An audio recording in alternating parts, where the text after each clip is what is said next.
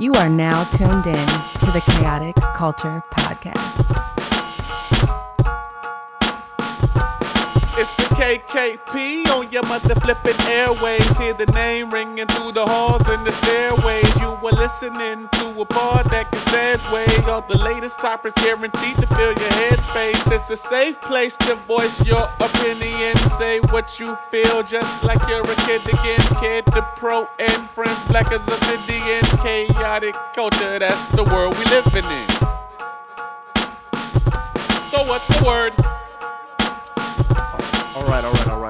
Good morning, ladies and gentlemen, and welcome to another edition of the Chaotic Culture Podcast, a pod where chaos rules and black culture is elevated and supreme. This is your boy, Ked the Pro, the host and the creator of the Chaotic Culture Podcast. This is going to be a bonus episode here. Today, we are going to do a wrestling review. So this will be the first ever chaotic review.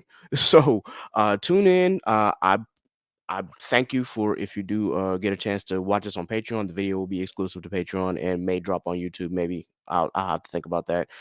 The actual episode itself, or the bonus episode, will appear on all digital streaming platforms on either Monday night or Tuesday morning, just depending on how I'm feeling. And we'll see how it goes, man. You know, I've always liked doing reviews, whether they be movie reviews or wrestling reviews. So I definitely wanted to take the opportunity to incorporate that within the Chaotic Culture Podcast. This is something new that we're doing for season 5. And I'm really excited about it because I get to talk about my favorite shit and review it. And you get the opportunity to tell me whether I'm on the money or whether I'm bullshitting. But either way, you know, I definitely appreciate you guys tuning in. I hope that you enjoy this review. So for those who do not know, I am a big wrestling fan. Like, I'm a big wrestling fan. Now, I'm getting more into AEW. I tried it like when it first came out and it was very hit and miss for me. And that's not to say that the wrestlers aren't talented. It's just that sometimes the storylines can be kind of choppy, but still, I'm getting more invested in that. I was not the biggest fan of CM Punk. So when he made his big return to AEW, obviously I was kind of like, okay. And it's not to say that CM Punk isn't a great talent. It's just I was not the biggest fan of CM Punk and who he is as a person. Like maybe it's just Phillip Brooks, the person, that I have the issue with, but clearly I'm not the only one who feels this way because he is no longer with AEW. He was fired with cause. So that in mind, of course, I want to try and watch more Impact, but I don't have Access TV. And it's just really difficult trying to get that. Even if you have like a streaming platform, Access TV is not a part of any of the channels that I have, whether it had been on YouTube TV or Hulu Live TV. I just don't have Access TV. Now, I may have to look at it again to see if it might have popped up, but that's just me. And then trying to watch it on a Thursday when I got so many other things going on is just really incredibly difficult. But that being said, sometimes I don't even watch Raw and SmackDown when it first drops. I have to catch the reruns. And that's the same with NXT just because I'm so busy. But that being said, I have been a big fan of NXT even back in the black and gold days. Now, when it became NXT 2.0, yeah, I don't know how I felt because you could tell that this was a Vince run product with whatever, I forgot what one of his just men was, Brother Love. I'm gonna just leave it at that because I can't think of his real name right now, but you could tell that it was a Brother Love and Vince run production. Now, when Shawn Michaels took over as the booker, things started to slowly begin to change. Now, granted, it wasn't the same black and gold NXT that Triple H ran. It did get the gold lettering back, but you can still tell that the NXT brand was still catering to building up that new talent. But now they have enough talent where they can have these 5-star matches or these great, incredible stories and these characters that actually still fit the WWE mold and being entertaining. The characters that we first saw in NXT 2.0 were kind of okay, starting out a little bland, but and then you could tell like the wrestling prowess was not all the way there, but as those characters to continue to grow under Shawn Michaels, you can now see how they're being developed, and honestly, it's working. It really is working this time. So I'm just hoping that when they get called to the main roster, they're not being wasted away, just like some of our favorites were during the black and gold era. So fingers crossed that the NXT brand is really pushed as the developmental. And so far, it's been looking good. And fingers crossed that whoever gets called up to the main roster won't just be sitting in catering wondering what to do next. So I'm definitely loving where NXT is going, and I hope that they continue to be innovative and continue to have these great matches and these great stories, as well as these great characters, or at least have semi decent characters. You know what I'm saying? Because sometimes the characters that come out of NXT have been kind of, yeah, okay. One thing I want to talk about before we actually get into the grading of NXT No Mercy, the matches and the card overall, is that you can tell that Shawn Michaels had big plans for Mustafa Ali, and it's really just the same that WWE / TKO just released him. It caught everybody off guard. It caught Shawn Michaels off guard. And it's really crazy because Ali was slated to go against Dominic Mysterio for the North American Championship at No Mercy.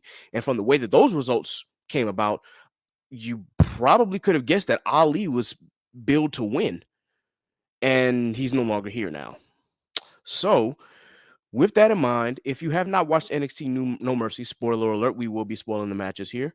But if you have and you want to tune in and listen to my grades and how I felt about each of the matches, then stick around because we gonna get into it. So the first match was actually a show match, and we haven't gotten one of those in a minute for NXT or for any main roster matches in a while. Like, we haven't had like a pre-show match for PLE in a minute. So this one was, of course, Kalani Jordan versus Blair Davenport. Now, I knew that Kalani was not winning. Let's just be honest, because Blair is technically the veteran here, and Kalani is one of those NIL names that has been training at the Performance Center for a long time. Like, for those who don't know Kalani Jordan, she was a gymnast at, I believe, University of Michigan. Quote me if I'm wrong, either University of Michigan or Michigan State. I want to say Michigan State. I think that is the correct answer. Don't get me wrong. Don't get me to line, but I'm going to look that up just to be absolutely sure, because God forbid that I'm wrong on that. But still, she was a gymnast, and you can tell just from the way that she moves in the ring that she was a part of a gym team. That's probably the wrong way to say that, but still, you can just tell that she was a former gymnast. Just the acrobatics that she had, just the way that she moves in the ring. It's really crazy, and it is Michigan State. So I apologize, Kalani, if you ever hear this and I said that you were a gymnast from University of Michigan. I sincerely apologize. You are a Spartan through and through. But in any case, I definitely wanted to talk about this match because this was the first time that Kalani actually had a match on a PLE, and it was against Blair Davenport. Now, again, we did not expect Kalani to win, and she did not. However, this match here was to showcase Kalani's abilities, and what I saw from Kalani was absolutely amazing. Like, there were some different techniques that she had. Like, she had a cutter where she actually had Blair Davenport in like the front headlock, but was able to swing around the ropes, like almost like the Constantine special for Ilya Dragunov. She was able to swing around the ropes with Blair in her head and drop her into a stunner or a cutter, and that shit looked pretty beautiful. It could have been a lot smoother, but if she's able to get that off, that looks amazing. She also was able to hit a playmaker on Blair Davenport. And for those who don't know, that was MVP's finish, and that was Randy Orton's old finish. I believe he called it the O Drive. But anyway, she hit that playmaker neck breaker where she puts, leg over a person's neck, grabs their arm, and then slams them down. So yeah, she was able to hit that. Of course, we got a 1-2 ooh off of that. And one of the things that I also saw was her hit a back spring elbow, but it was unique in how she did it. It wasn't like how Tajiri used to do it back in the day. I believe she added an additional backflip to that. But regardless of that fact, she tried to go for a split leg and moonsault. Blair got the knees up, and then Blair hit her with a Falcon Arrow for the 1-2-3. Now, I'm not a fan of Blair Davenport's Falcon Arrow because it just looks kind of eh.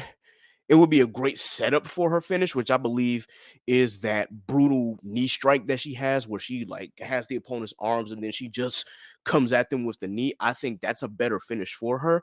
Whereas the Falcon Arrow is just kind of like she could put more oomph on it, or if she actually sits out with it, then okay, because the Falcon Arrow was once upon a time a finisher. But the way that she did it just kind of looked, it didn't look smooth at all. And maybe that's just because I don't know if Kalani was in the right position. I don't know.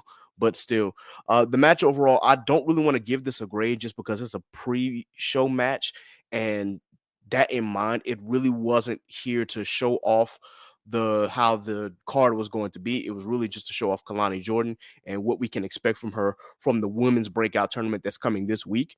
But if I had to give this a grade, I would probably say this is a solid C plus B minus, just to try and be fair to what it is, but it was still a good match. Now, I gotta talk about the crowd here because the crowd at Bakersfield, California, they were into this entire pay-per-view, and they really made this event what it was. It made the event so much better. They were even hyping up the pre-show match, so you got to give credit to that crowd because they really brought another level to this PLE. So hats off to the crowd in Bakersfield, California. You definitely made No Mercy what it was. Let's talk about the opening graphics, like how they used the No Mercy game as part of the graphics for the show. Like whoever put that video package together using those No Mercy graphics that from the Nintendo 64, bravo, man. Y'all did y'all thing. Y'all really made that video package great. And shout out to all the video packages that were made for these matches, especially for the NXT Championship and the NXT Women's Championship. Y'all really came through. Whatever y'all are being paid, it's not enough. It really is not enough. So definitely shout out to y'all for that video package. So let us start with the first match of the night, which was Braun Breaker versus Baron Corbin. And we got some special interests for these two superstars here. So, of course, for those who are not familiar with Braun Breaker, of course, he is the son of the legendary Rick Steiner and the nephew of the legendary Scott Steiner. And the dude was, for the longest time, one of the longest reigning NXT champions in history. And he had his baby face run, and now he's in the middle of his heel run, which he's actually doing incredible heel work. Like he was built to be a heel. Now that's not to say that he can't be a good baby face, but his baby face run did get stale, but his heel run so far has been phenomenal. The one thing that I really don't understand WWE with this is that their love of the spear finisher. Like, I don't get it. There were so many people who had the spear as their finisher. I mean, you had Edge, who coincidentally enough is no longer signed with WWE because they let his deal expire and he has not re-signed. So he's probably on his way to AEW at the time of this recording. But you have him. You've got Bobby Lashley, who has the spear. And now you've got Braun Breaker, who has a spear, and then you got Roman Reigns that has the spear as a finisher. Like, there's too many people who have the same finisher. Like, can we get some sort of variation of it? Or I don't know. Like, a spear is a simple football tackle for real, but there are those that look better than others. I will give Braun Breaker credit. His spear looks absolutely terrible. Like, it looks like if you got hit with that, like all the breath is just gonna get knocked out of you, and then he might crack a couple of ribs. I will say that Roman Reigns' spear has definitely looked better now, and Bobby Lashley probably has the most fluid spear because when he actually spears you, he rolls over into it, so it makes it look unique. But I really just want a new finisher or somebody to not use the spear anymore because it's an overused finisher. That's just my hot take. Look, even Charlotte Flair on SmackDown used the spear as a finish. And I'm like, what happened to natural selection? Couldn't we just stick with that? But that's neither here nor there. Let's get back to talking about the match. Braun Breaker actually comes out in that wolf skin or that dog skin. And for those who don't know, of course, he's meaner than evil, or he got that dog in him. And of course, if you know Rick Steiner's history, he was always called the dog faced gremlin. So naturally his son has embraced, being that I don't want to call it the big dog because that's Roman Reigns' old persona, but you could tell, that's part of his character. So he came out, of course, and then you got Baron Corbin, who actually tapped into his inner American badass and came out on the motorcycle and rolled around the ring with the motorcycle mask covering up his face. Now, Of course, this match didn't begin immediately in the ring. Braun Breaker came out to meet Baron Corbin, and they fought ringside. And they fought in the crowd. It was a really interesting start to the bout because this was not a no disqualification match. This was just a regular match. But just some of the stuff that they were doing outside the ring, it just added elements to the match itself and to the story. And the referee, I guess, just had a call and was like, you know what, just let them play it out. And I really couldn't ask for anything better. This was actually a really good match to start the card. This one was the one that surprised me. I was not expecting it to be great because not to say that I don't care about Braun Breaker or Baron Corbin, but I kind of don't care about Baron Corbin. And that's no shade on him. He's a great worker. I just never really cared about his character. But I'm seeing that NXT has been a breath of fresh air for him. So I'm hoping that this will turn out to be something. And I hope that maybe I can get invested in, his characters. So with that in mind, there was a lot of spots in this match that I just wanted to point out. And I'm going to try and be quick. I'm not going to try and be long winded. You had that at one point or another, Baron Corbin hit not a deep 6, which was more like a deep 12 because he added like a couple of extra rotations and on his spinning backdrop for those that don't know what a deep 6 is. But the way that he dropped Braun Breaker was, whoo boy, he dropped him like he drove him into the ground for that 1-2. Ooh, so definitely shout out to that spot. Definitely got to talk about the spear on the outside. Of course, it looked devastating as well. There was an instance where Braun was rushing him, and there was I think there was a table spot, one that did not give. I think I'm trying to remember it off the top of my head, but actually having to go back and watch. But there was one spot on the table where the table did not break, and I think that was Braun Breaker slamming Baron Corbin onto the table. But then there was another spot where Braun was charging him, and Baron Corbin actually lifted him up into a pop-up choke slam and slammed him through the announcer table. And this time the table actually gave out. But the craziest part of it was that Braun Breaker sat up like the Undertaker like 5 seconds later. Like he no-sold that shit. It was almost like the end of NXT where he got dropped on the car and he just sat right up and no-sold it. So definitely shout out to him for that spot. Now, the ending to the match was kind of kooky, but it made sense. I just wish it wasn't shenanigan filled. So the ending of the match came where Mr. Stone, who is the manager for Von Wagner, came and hopped on the turnbuckle and then tried to like jump Braun Breaker, but of course Braun Breaker caught him and dumped him back out to the outside. But that was enough of a distraction for him to get caught in Baron Corbin's end of days and the 1-2-3. So Baron Corbin ended up getting the win for this match. Now, I will say that this is a solid B. The one thing that killed the grade for me, of course, was the shenanigans at the end. But the reason why it's didn't kill it completely is because the shenanigans actually made sense because Mr. Stone is trying to get revenge for Von Wagner. If you have been keeping up with NXT, Braun Breaker put Von Wagner in the hospital by slamming his steel steps into his head. And the storyline that they have is that Von Wagner actually had a not an injury, but he had a condition where his brain and his skull wasn't fully developed. So getting hit with some steel steps into his head is like absolutely whoa. So yeah, I will say that this match was definitely a solid B. Shouts out to both of them. They really put on a great match, and definitely shout out to the End of Days for being still one of the most protected finishers in WWE. I think only one person has ever kicked out of the End of Days, and that person no longer works for WWE. So there's that. So definitely shout out to that opening match, and I'm looking forward to see what Baron Corbin has in store in his NXT run. And where does Braun Breaker go from here?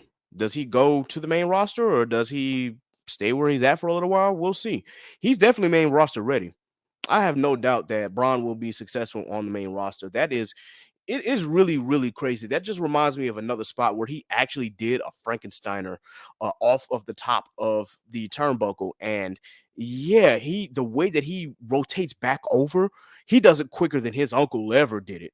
And it just looks so smooth. It could have been smoother had not Baron, like, I don't know, he kind of missed the fluidity of it. And that's no shade on Baron, but I mean, things aren't perfect in a wrestling ring, but still, that dude, Braun Breaker, bro, he is ready for the main roster. And I sincerely hope that when he goes up there, he will be a force to be reckoned with. Like WWE, you have a Steiner on your hands. You utilize him to the fullest.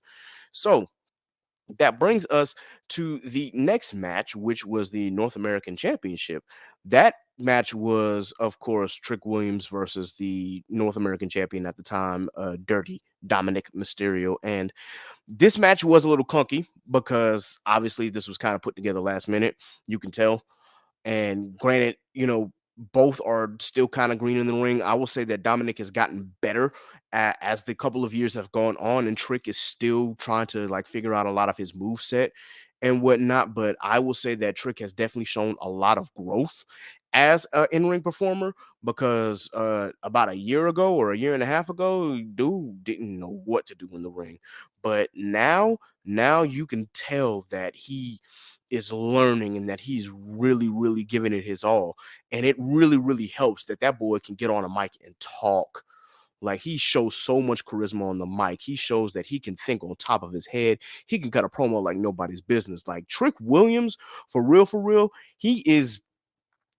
that boy gonna be a superstar. Give him enough time. Give him some more reps in the ring. That boy gonna be like The Rock. I'm not gonna say he's gonna be to the level of The Rock. Let's not go that far. But I'm saying just in terms of charisma, that he's going to shine like that. So definitely shout out to Trick Williams. And I know that he got some new music in August for coming out, and of course everybody was saying whoop that Trick on beat. Shout out to Booker T because he is putting that entrance over like nobody's business. Anytime you hear the audience go, whoop that Trick, Booker T comes up and says, yeah. Like he really is putting that entrance over. So big shout out to Booker T for doing that. He don't know how much he's boosting that entrance, but the match itself was a little clunky at times, and it included the special guest referee Dragon Lee. And I don't know what it is, but it seems like when you're a special guest referee, you shouldn't go through the same antics that regular referees go through. Like if you get bumped or knocked out, you should be able to get back up just like you do when you're actually performing. But the Dragon Lee, man, I'm gonna get to that real quick, but you could tell that Dom tried to sneak Trick at the beginning, and Dragon Lee didn't realize that he did it, so he tried to make a count, and then of course Dom got in his face. We all know Dom is playing the perfect heel right now. Like he is the most despicable heel on any of WWE's rosters right now. Like he goes into an audience or he goes to cut a promo, they're gonna boo him out the building, and he can't even he barely get a sentence in because they are booing him, and that's not piped in boos. Like they are legit booing the hell out of him. But you can see some of the antics that he does as a heel. It actually makes sense. But still, a couple cheap shots that he was trying to take in the beginning, and he would get in Dragon Lee's face, and Dragon Lee was just like, no, we're not having that. But the match itself, even though it was clunky, it was still really, still a decent match. The bump came, of course, when goodness gracious, Dominic was actually aiming a super kick at Trick, and Trick got out the way and ended up hitting Dragon Lee, and it knocked Dragon Lee out for a good 5 minutes. Now, I don't know. Don't ask. Now, there were a couple times where it looked like Trick had the 1, 2, 3, but because there was no ref, it's like, okay, well, you're not getting a count here. Another ref did come in and try to keep the match going, but there was also another ref bump where, and it looked like Mysterio was blinded, quote unquote, so he didn't know who he was hitting, but you could tell it was really like it was purposeful because he ended up knocking the ref down, and the ref that took a bump ended up being laid out for another good 5 minutes too. But at the very end of the day, same time, Trick did try to hit that cyclone kick that he has, but for the 1, 2, well, there was no count because again there was no ref. But there was a situation, like it's at the very end, where he did hit that running knee that he has as his finisher now, and he was able to wake up Dragon Lee in time, and he got the 1, 2, 3 surprisingly. So Trick Williams is now your new NXT North American champion. I was not expecting Dom to lose the championship so soon. At the same time, that made me think that maybe it was meant for Ali again to have the championship, but he's no longer here, so they gave it to Trick, and we can see that Trick's charisma is really, really up there. So I think giving him a chance with the belt is going to do him some good, and I hope that he gets a few more reps in the ring because he has a lot of potential. The potential is there, and I think that he will do really good once he gets more comfortable being in the ring with other people and he develops those chemistry with those other wrestlers and performers. So definitely shout out to Trick Williams for becoming the new NXT North American champion. Again, this match was a solid B, especially for the result. That's the main reason why I guess that the match itself, again, was still kind of clunky. So the match in terms of performance wise was probably somewhere between the C plus B minus range, but because of the end result, and I am giving this a B. Now, for those of you who are Dominic Mysterio fans, you probably don't agree with me, but it is what it is. You know what I'm saying? Like, it's just what it's gonna be. No pun intended to Tricks and Mello's catchphrase, but still, I enjoyed the match wholeheartedly. Now, the next match was the Fatal Four Way tag team match for the NXT Tag Team Championship. Now, in this match, you had the Creed brothers, which is Julius and Brutus, versus, I guess they're no longer being called Los Lotharios, but you had Humberto Carrillo and Angel Garza, who are real life cousins. You have the family, of course, who are the reigning NXT Tag Team Champions, and that is Stax and Tony D'Angelo. And then you had a fairly new tag team. I forgot their names, but they call themselves OTM or Out the Mud. And of course, their manager is Scripps, who was formerly known as Reggie. So the match itself actually was really, really good. And shout out to Humberto and Angel because they put that match on their backs. There were certain moves and move sets that they did that I was like, whoa, okay. There was one move where Humberto had one of the wrestlers in a gory bomb situation, and then Angel comes over the top and drops the person in the gory bomb position into a cutter, and then holds him in a reverse headlock while Humberto comes and like lays a drop kick down to his upper chest. Like, I'm like, yo, that was smooth as hell. I will say one of the biggest spots of this match was when Julius got tagged in and he started doing those overhead belly to bellies and then doing a kip up right after. It was crazy. And then at one point, he was able to get both OTM members and do overhead suplexes and kip up. And the crowd just started going nuts for that because dude is an absolute monster and an absolute workhorse. There was another spot during the match where they all were on the top turnbuckle and all the faces had the heels in the superplex position, and then all four of them or all eight men pretty much were involved in a superplex at the same time from all four corners of the ring. And you have to get the timing specifically right in order to pull that off. It wasn't like a doom doom doom doom or 1 2 3 4. It was simultaneous. Now, maybe one hit faster than the other, I'm not sure, but the way that it just looked, it was so beautiful. So definitely shout out to them for that spot. Now, at the very end of the day, the family, Tony D'Angelo and Stax, ended up retaining the tag team championships after they hit that bada boom, bada bing finisher that they have on one of the whether it was Humberto or Angel, I can't remember, but they hit it on. Well, no. It was one of somebody from OTM that took the fall, so they hit that finisher on them. That's still not one of my favorite tag team finishers, but I mean, it is what it is, I guess. So they ended up getting the victory there in a fairly decent match. That's a solid B plus for me. Though I guess the main reason why I did not get an A was just because it probably could have. You know what? Scratch that. I'm gonna change my ruling. I'm gonna give it an A minus. I'm gonna just give it an A minus because it was a great tag team match, especially considering that NXT's tag team division right now looks very weak. This might be the match to spark that tag team uh brilliance again. Back in NXT Black and Gold, the tag team division was one of the best divisions, if not the best division in all of wrestling. So we all know how Vince feels about tag teams, but technically Vince is not in control as much anymore. It's Endeavor, and granted, he might be the executive chairman of the WWE, with him being under TKO and whatnot, but he's not directly in control of NXT. So it's up to Shawn Michaels and Triple H to really build up that tag team division again. And I think that they're on their way. If this match is any indicator, it shows that there are still some tag teams out there. They just have to continue building them up and making them look strong. So I'm hoping that the tag team division will once again reach that prominence that they were when it was black and gold. So that brings us to another match that I don't want to talk about this just because it's like mm, I don't know. I honestly I don't know. It's the Heritage Cup Championship. It's Noam Dar versus Butch, aka Pete Dunne.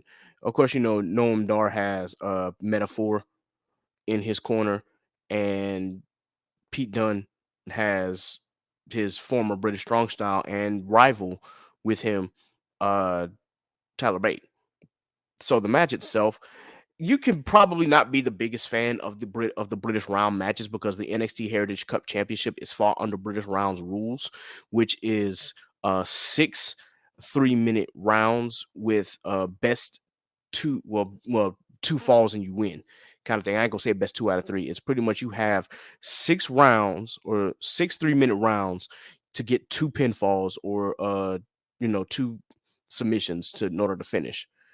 So if the rules are a little clunky and whatnot, but of course, if you do disqualification, obviously it goes to whoever wins. Whoever was disqualified loses, and that round goes to that person. But you have to win 2 rounds, pretty much, either by pinfall, submission, or disqualification, in order to actually win the championship. If it ends up in a draw at the very last round, then the champion retains. That's pretty much what it boils down to. So Noam Dar and Butch do have chemistry though, because this is not the first time that they've seen each other in the ring, and it probably won't be the last.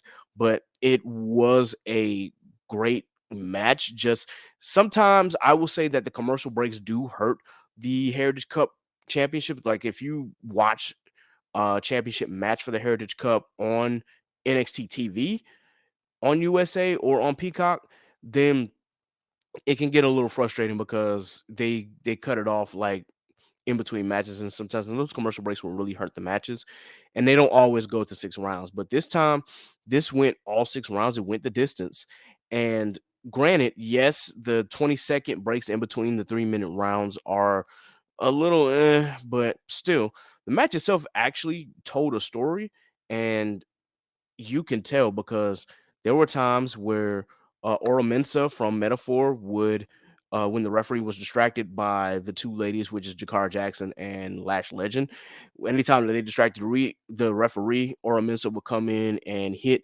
Butch with one of those kicks, and that would give the match or give the swing of the match right back to uh, Noam Dar. Now, at the end of the first round, of course, you could tell that Butch had Noam in a hold, and then when the bell sounded to end the round, he let go. But then Noam Dar hit him with that elbow at the very end, and it really just made me wonder, like, what kind of ref do we have? Like, the ref had made some questionable decisions in this match. As far as how many times that Metaphor would continuously, and I mean continuously, try to distract the referee, and just how sometimes Noam Dar would bend the rules to his way. And it just was like, can we get a ref that is just like, hey, we're not going to do that anymore. If you do it again, you're disqualified, or ejecting people from the ring. But again, these are wrestling refs, so we all know that they are kind of dumb. But that's to say that it ended up being a situation where they're 1-1. Noam Dar got a fall on Butch, and Butch ended up getting fall on Noam Dar. So in the very last round, Butch actually has to score the pinfall or the submission or get the disqualification to win the Heritage Cup Championship. Now, obviously, you're getting distraction. Ora Mensa is distracting the ref. Tyler Bate comes and takes care of the Ora Mensa problem. So okay, now we're good on there. And then it seems like when Butch has the match won, all of a sudden here comes Gallus of all teams to come in and beat up Tyler Bate, which of course Butch comes and takes them out. But as soon as he gets back in the ring, oh, here comes old Joel Coffey, and he hits him with that discus clothesline that he calls all the best for the bells, and knocks Butch out, which allows Noam Dar to come in and get the 1-2-3 and retain the NXT Heritage Cup Championship. Now, the match itself was an A, but that ending dropped it down to a B minus for me. And I just want to say that it took seven people to keep Butch from winning that championship. I think that was a bit overbooked, in my opinion. That's just me personally, almost like the North American Championship. It just felt like it was overbooked. And we could have done without the Gallus interference. I guess we're going to get a British Strong Style versus Gallus matchup somewhere down the line. I think that's what they were trying to set up. And I guess maybe because Joe was trying to get his revenge for losing in the final round to Butch. I don't know. It just doesn't make any sense. And I'm not really the biggest fan of Gallus. They are not entertaining to me in any way whatsoever. They can't talk on the mic, except for maybe Joe. And Joe's moveset is just kind of like, he's not the most entertaining wrestler. I understand that he has that brawler type moveset, but you really have to find like an entertaining way to get that over, and he just does not. And let's just talk about the way that he interfered in the match. He actually fell when he got into the ring, and then he didn't even connect with all the best for the bells. It's just that Butch happens to be a great seller and sold it like he got his clock cleaned. But needless to say, Noam Dar retaining, actually, I don't have a problem with it. I just had a problem with how he retained. It just, again, overbooked with too much interference and the ref just being an overall dumbass. So the match lost some momentum because of that. So it definitely gets a B minus here for me. I can't wait to see what Noam Dar and the Metaphor do as far as what they do in NXT and how this faction will continue to do whatever the hell that they was doing, because they were very entertaining throughout the Global Invitational Tournament. I do want to see another champion outside of Noam Dar, because it just seems like the NXT Heritage Cup is just like strictly for Noam Dar. Like, I do want to see Tyler Bate hold the championship one time. I do want to see Butch hold it. I do want to see Nathan Frazier. I want to see somebody else other than Noam Dar hold on to the championship, because Noam Dar is now a 3-time champion, and just kind of like it feels like the cup was made specifically for him, or at least it's built around him. And in order for y'all to get that championship to actually get to another height, other than that, you got to find a way to build it up past Noam Dar, in my opinion. Like, you have to find a way to build that championship without Noam Dar in the picture. But that's just my personal opinion about the championship itself. So fair enough, the match was good. The ending killed the momentum. B minus. Now, this brings us to one of two of, I guess it's really not the main event, but boy, was this main event heavy. This was for the NXT Championship. It was Ilya Dragunov, the Bad Dragon, versus, of course, him, Carmelo Hayes, who is the current NXT champion. And I honestly cannot describe this match, because it was just too good. It's really, really hard to explain this. Like, Ilya Dragunov does not have a bad match, and Carmelo Hayes is just really, really that good in the ring. These two have a chemistry that is, oh my God, the chemistry is just beyond great. Like, these two know how to work a ring, and they know how to work a crowd. This match was phenomenal, absolutely phenomenal. And I have to say that I did expect Carmelo to actually lose the championship. When Trick Williams won the North American Championship, that was an indicator in my mind, like, okay, Carmelo might actually lose. And he did. We do have a brand new NXT champion, Ilya Dragunov, who is the only person to legitimately hold the NXT UK Championship and the NXT Championship. I say legitimate because when the lineage of the NXT UK Championship died with Braun Breaker, he technically wasn't the last holder. It was just like, okay, the championship is dying and it's becoming part of the NXT Championship. So Tyler Bate was literally the last person to hold the NXT UK Championship, according to their record books. So to see Ilya become the first person to hold both the NXT UK Championship and the NXT Championship is phenomenal. And the dude is 29 years old. Carmelo Hayes, I believe, is 26. These two have a lot, and I mean just a lot of chemistry, and their in-ring prowess is just beyond beyond phenomenal. Like I knew that when they both came into WWE that they had outside experience. Like a lot of people don't know that, Carmelo Hayes is not a super homegrown NIL talent from WWE. That boy was working the indies before he became part of WWE. And I could tell just from his very, very first match in the NXT breakout tournament, that boy, I was like, he ain't no rookie. He's not. He's done this before. So through seeing his growth through NXT as a multi-time NXT North American champion and the NXT champion, dude has got a wonderful NXT career. And when he gets to the main roster, he is going to be a star. So definitely shout out to Carmelo Hayes. But this match in general was great. I didn't think that they could top their match at Great American Bash, and they found a way to do it. And it's really, really hard to like describe the match just because it was just so good and so much stuff happened. You literally have to like go back and watch. And I think that's one of the things that I'm going to do. I'm going to actually go back and watch the match itself. But it was just that damn good. it's it's really, really hard. I will say that one of the highlights of this match is that anytime that Carmelo Hayes was looking to do nothing but net, which is his like leg drop off the top, uh Ilya Dragunov found a way to stop him from doing it. He's like, you are not going to hit this move today. And he did not. There was an instance where he was on Carmelo was like on the outside apron while Ilya was on the second turnbuckle, and he literally put him in a vertical suplex position and brought him over the ropes and hit a superplex. Dude is mad strong. Now, Ilya never got a chance to hit his Torpedo Moscow, which is one of his finishers, but a couple times he hit one H-bomb from the mat, 1-2 ooh. He hit another H-bomb, which is a forearm to the face, from the second rope, still 1-2 ooh. It took a third H-bomb from the very top of the rope, and Ilya Dragunov came on and he slammed his forearm into Carmelo Hayes' chin, face, or upper neck area, and he finally got the 1-2-3.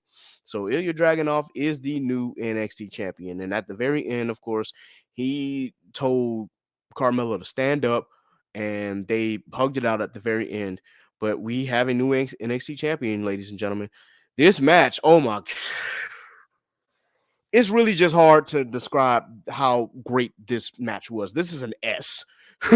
this is an S ranked match. Like I kid you not. Go back and watch. Ilya Dragunov does not have bad matches, and I'm gonna say that Carmelo Hayes barely has bad matches.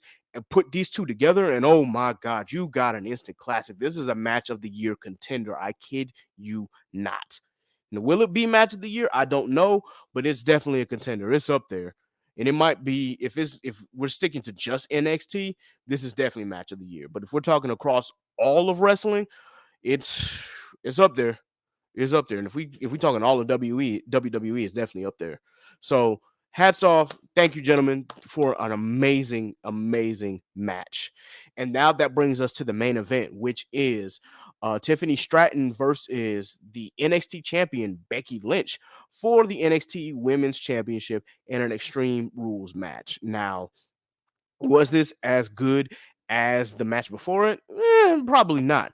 That's not to say that this match wasn't great. This was a great match too. Like WWE found a way to have two great championship matches at the very end. And I guarantee you that if you did not go home completely satisfied after watching this, I don't know what the hell you were watching. But this championship match was phenomenal. Definitely shout out to Tiffany Stratton. She has come a long way in the 2 years that she's only been in WWE, and her gymnastics ability has definitely helped her out as well. But I kid you not, like, her wrestling prowess has just gotten so great.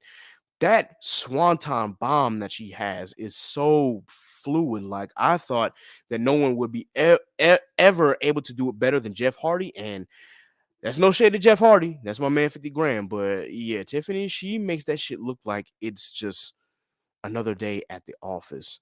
And how fluid it is just absolutely phenomenal. So definitely chef's kiss to that. There was a spot, of course, where they actually fought out in the crowd, and Becky Lynch actually had to grab a chain from who I found out was her stylist, and she hit Tiffany in the back of the head with the chain. Now, it might have caught a part of her face because Tiffany did end up leaking like on her right eye for the longest. So, yeah, the match definitely got brutal. There was a spot, I don't remember which spot it was, but Becky actually cut her arm and it needed stitches afterwards. So, these two women, they put their bodies on the line and they went at it. There were a couple of maybe could have been better spots, like obviously when Tiffany lost track of Becky and Becky hit her with the fire extinguisher under the ring. That could have been better because it looked like Becky was just sitting there for the longest. Like, as soon as Tiffany opened up the apron to find her there, it was just like one, two, and then all of a sudden there was a spray. Like, no, as soon as that apron comes up, you need to be like, "Ah, I got you, bitch." But still, there was also a part where instead of Becky having thumbtacks in the black bat, it was like chopped up Barbie dolls, which I guess is to taking a shot at Tiffany Stratton's character because she's supposed to be like this. I don't want to call her an airhead, but she's supposed to be like a Barbie-esque character, and who always says stuff like this and yada, yada, yada, and talking with the inflection of every other word in her voice. And oh my gosh, I had a Tiffany epiphany. That's kind of her character, and it is so annoying. But I mean, that's her character and it works, especially for her being a heel. So it definitely does work. And I see why she did that. There was a situation where, again, Becky was on the table and Tiffany Stratton hit a swanton on the table, and the table did not give. It did not give. It's like, yo, okay. Usually the table breaks, but in this case, it did not. So she, of course, threw Becky Lynch back in the ring and then hit a regular swanton bomb from the ring. And again, it was a 1-2 kick out, but still, absolutely, still an absolutely beautiful move. No matter how you slice it. There was one more spot where Tiffany hit that back spring backflip elbow, and she hit Becky Lynch and it actually into the barricade, and the barricade actually gave, which is probably the the weakest that I've seen the barricade ever give for a move like that, but it still added to the allure of the actual story and the allure of the actual match.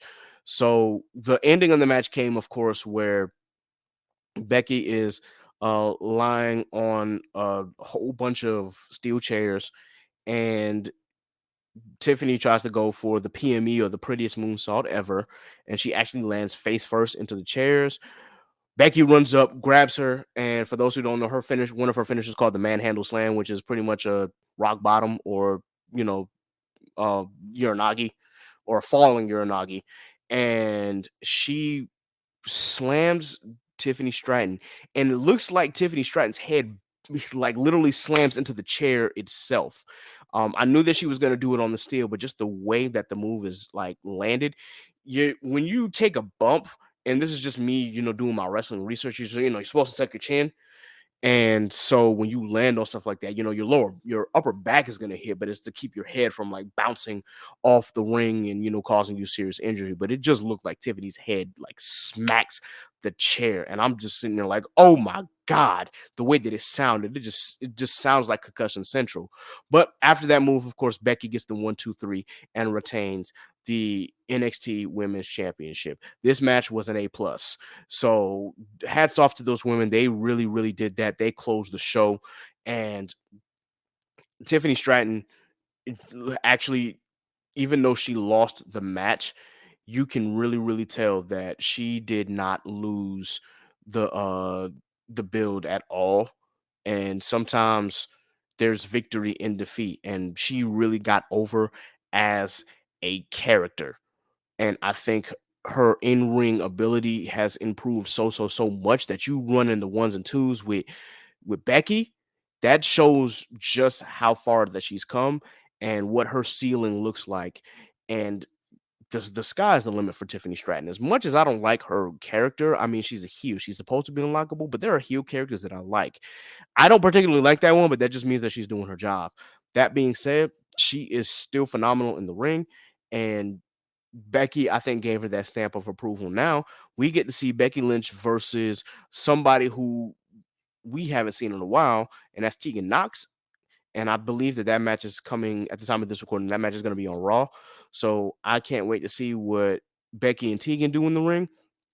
And then I just also can't wait to see who else is going to be challenging for the NXT Women's Championship. Now, there are going to be some detractors out there who are wondering why Becky Lynch, who is, at this point, a multi-time women's champion on the main roster, is the NXT Women's Champion now and not giving it up for the younger ones. Well, that all goes down to a lot of the older or the seasoned vets on the main roster coming down and actually helping the NXT roster improve. And on top of that is Becky Lynch. Of course, this is going to be a ratings grab, especially since WWE/TKO has been signing that new deal with NBC Universal/Comcast, and they about to take SmackDown off of Fox and move it to USA in a few years in 2024, and possibly move Raw and NXT to the regular NBC. Like, that should be indicator enough that they're trying to get that ratings. They're trying to get those ratings. And if you have not seen Tiffany Stratton versus Becky Lynch the first time on NXT, you can see what those ratings did for that show. Like, for the first time in a while, I think NXT actually beat out AEW Dynamite in the ratings, and because of that one match and just because of that card. So, I mean, you let me know if you think otherwise, but overall, I would say that NXT No Mercy was a solid A PLE. And I'm just saying, I haven't given a PLE from NXT that great in a long time. Just in general, I think the last time I gave it that kind of grade, it was still Black and Gold. So when they went to 2.0, obviously the PLEs there just weren't the same. It was like, it just didn't feel right. But since Stand and Deliver, those PLEs have actually been really, really, really solid. And this one by far was the best PLE of the year. So definitely shout out to all the men and women on the NXT roster, and definitely shout out to Shawn Michaels and the team at the Performance Center for helping build up the NXT roster for what it is. This really was a great, great PLE. Definitely shout out to y'all. Hats off. I could not be more impressed, and I will actually probably run that PLE back again just to see what I missed. One thing that I will say that I missed in the tag team match, of course, there was a spot where Tony D'Angelo left for a while to, sell his knee injury, and then just for him to come back and be, play superhero. Obviously, it was done before because we saw that Bianca Belair did it for the WWE Women's Championship match. Before she lost it to Io Sky, obviously to sell that knee injury, which is really just her taking a break. But still, yeah, the fact that they did it, sometimes doing it too much is a bit but that's also what killed the grade in the match as well. That being said, the match was still great. I still will stand by that A-. So definitely shout out to them for being able to put on a great show. Let me know how you feel if you watched NXT No Mercy. If you are a wrestling fan, just let me know how you feel about the series itself and how you felt about the card. Was it a great card? Do you think it could have been better? What do you think was your favorite part? What was your least favorite part? Just let me know. You, of course, if you are a Patreon subscriber, you will see this first. So definitely shout out to y'all for being a Patreon subscriber. If you're not a Patreon subscriber, please be sure that you go to patreon.com/chaotic culture pod so you can check out this episode and all the video podcast episodes that we have on this platform. Again, I may post this on YouTube. I may not. I haven't posted one yet because I want to make sure that all of my Patreon subscribers get that exclusive content. And this review will also be posted either on Monday or Tuesday, just depending on how I'm feeling. But of course, if you're a Patreon subscriber, you will get it first. So with that in mind, guys, thank you for tuning into this chaotic review. I hope that you have a wonderful rest of your day and a wonderful rest of your week. Tune in next week. Of course, Chaotic Culture Podcast will be back with the regular squad. We've got a lot of stuff in store for you this upcoming season, so please be sure that you stay tuned for that. In the meantime, in between time, guys, this has been Ked the Pro with the Chaotic Culture Podcast. Until next time, folks, embrace the culture. Chaos rules. Be blessed. Be safe. God is love. 2 up, 2 down.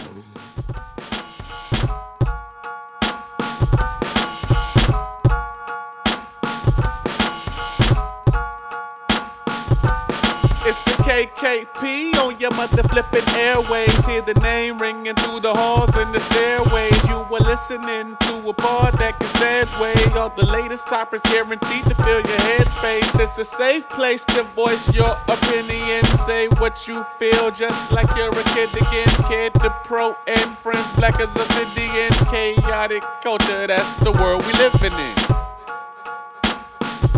So what's the word? You are now tuned in to the Chaotic Culture Podcast. And